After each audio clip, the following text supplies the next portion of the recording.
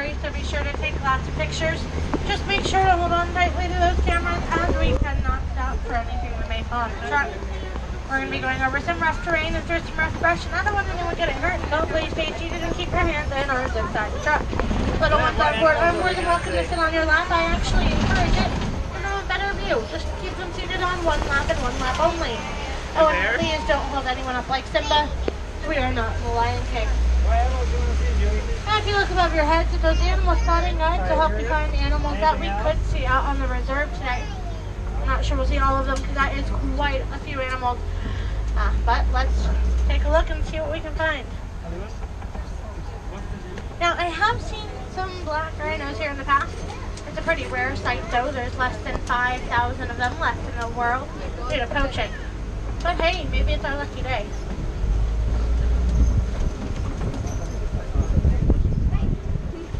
Oh, it is. One out there on the left. The black rhinos weigh between 1,000 and 3,000 pounds, but can still run up to 35 miles an hour. They have pretty poor eyesight. They can only see about 8 feet in front of them, but their hearing kind of makes up for it. Each ear will swivel individually to help find the source of the sound. There's another one there.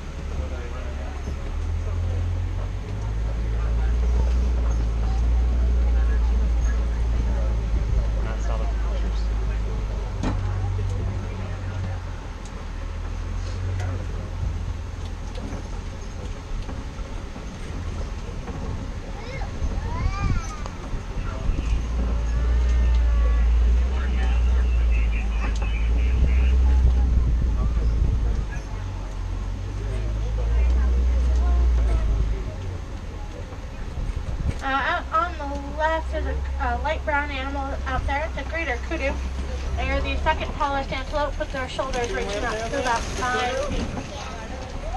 Well, we found a few animals in the Ituri forest, but you know, I love animals, and this is a safari, so let's go find some more. The Safi River is just up this way, and earlier today I saw some hippos. Let's check it out, see if we can find any more. They grow to be 11 feet long, so they shouldn't be too hard to find. Now, hippos too like to spend most of their time underwater.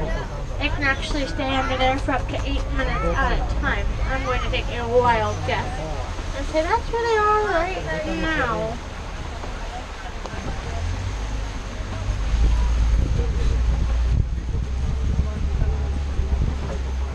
Now, on the island here on the left, there's a pod of pink-backed pelicans. They get their name from the pink feathers on their back during mating season. As you can see, it's not mating season. Hippos like to walk along the bottom of the water rather than swimming, and you tend to find them in shallower waters. Looks like the river gets a little shallower up this way, and maybe we'll find some up here.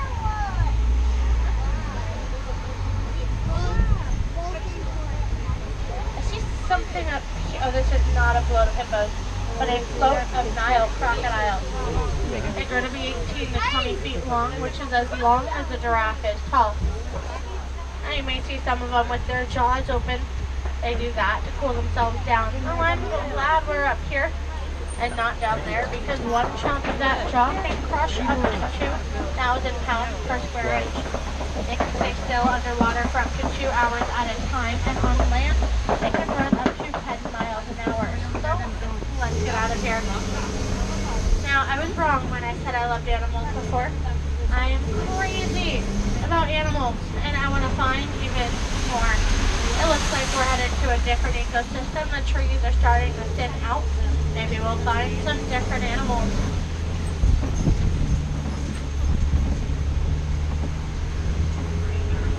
Speaking of different, it looks like someone may have planted this tree upside down over here on the right. That's actually a baobab tree, and those are its branches. The baobab tree goes leafless 9 months out of the year, and it means the upside down tree.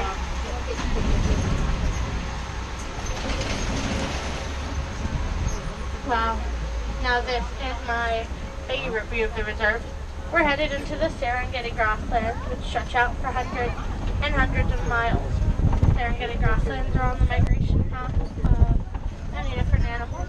And I see some from closer. Now coming up here on the right, there's some giant horns. These are Ankole cattle. They are the largest domesticated animal, domesticated by the Watusi tribe. Actually, how they got their nickname, the Watusi cattle. Now those horns look like they'd be pretty heavy, but they're not as heavy as you would think. While they grow to be about 5 feet long and can be up to 22 inches around at the base, they're made up of a honeycomb structure, so they're more or less hollow. They also have blood vessels circulating through them to help cool them down.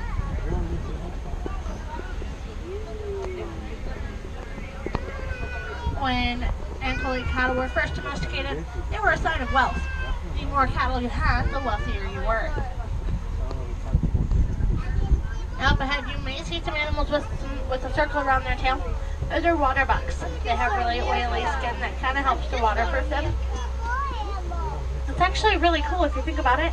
It allows them to get away from their predators by running through the water. The water won't slow them down like it will other animals. Oh, out here on the left.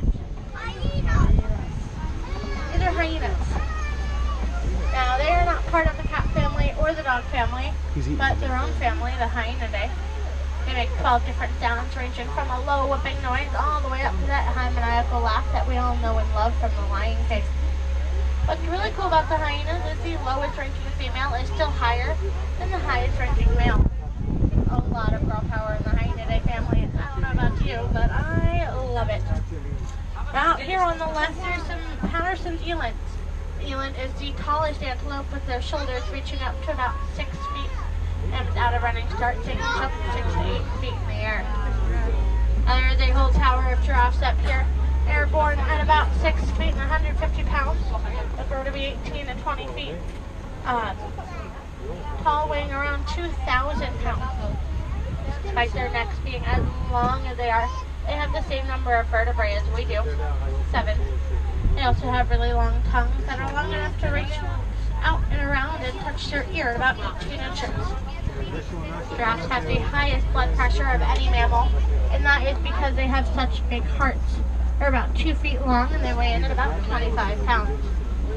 The animals all around us are white-bearded wildebeests. Each year, 1.5 million of them will migrate 500 to 1,000 miles. They are also known as GNU, for the grunting noise that they make. Animals that live in the Serengeti grasslands have a very strong impact on each other as well as their surroundings. Elephants will come through and bulldoze down the trees and branches to make room for the giraffes to come in and eat the leaves off the trees. That allows the sun to come down and hit the grass to help it grow, which is what the antelopes eat. And of course the antelopes help out the carnivores, but I will let you guess how.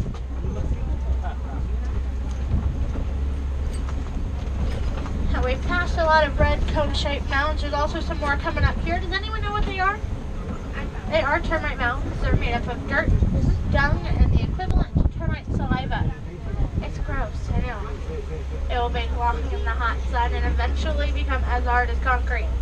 They make for great scratching posts for larger animals, such as cattle or elephants. And once they're rounded down or get knocked over and become piles, they are fantastic lookout posts for smaller animals, like springboks. It is looking pretty quiet over this way, so I say that we head over to elephant country. But first, let's make a little stop in my favorite area, Monkey Point. It's named after my favorite animal, the mandrill. Mandrills are the largest and most colorful monkeys, with the red and blue markings on their face and their very colorful backsides. They do tend to be pretty shy though, so if you see them, do me a favor and point them out.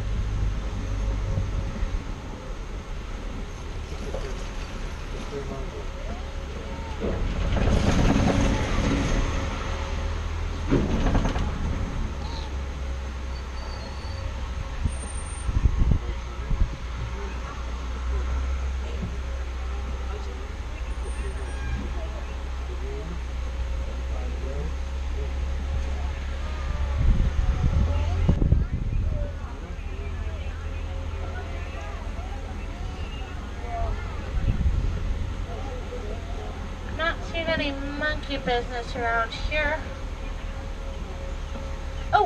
if you look way out there on the right, you may be able to get a glimpse of an elephant. It's a male elephant, and I can tell because he's alone. Once the males reach adulthood, they will separate themselves from the rest of the herd and become solitary animals. They never veer too far from the herd, though. They are always right back in time for mating season. So there's a shortcut right past the purple flowers here on the right. Or not. Okay. Well, let's see. Oh, the road's gone. Huh. You'd think they would tell me these things. No, it's a good thing I know these roads pretty well. There's a back road right over this way. I haven't been back this way in quite a long time. Let's just hope that the bridge is still intact. Oh, it looks like we're good. It's held up with some rope and... Is that duct tape? I hope so. Duct tape fixes everything. I will go pulley very slowly. Just to be sure. Now, I definitely don't remember these sounds, so if I were you, I would hold on tightly.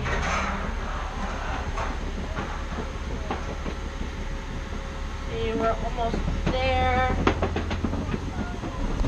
Ooh, we made it. I told you duct tape fixes everything. Let's see here. There's a lot of red clay and some customers in it. Elephants love to eat the red clay and packed with nutrients. Now raise your hand if you love elephants. Raise your hand if you want to help save elephant habitats. Elephant habitats are unfortunately being mined for a mineral used in our electronic devices such as cell phones, tablets, and cameras. So you have the solution literally in the palm of your hand. Now, no, don't worry.